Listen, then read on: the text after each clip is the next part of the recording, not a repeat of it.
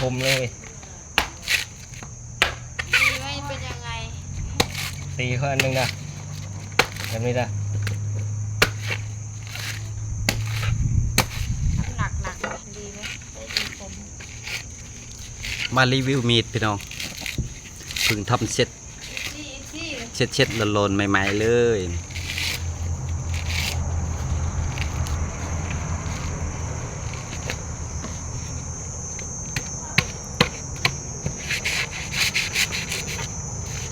เล็กตลับลูกปืน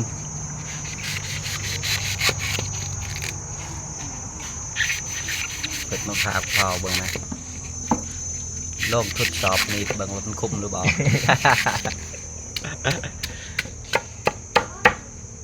เพิ่งทำใหม่ๆเช็ดๆโลนๆเลย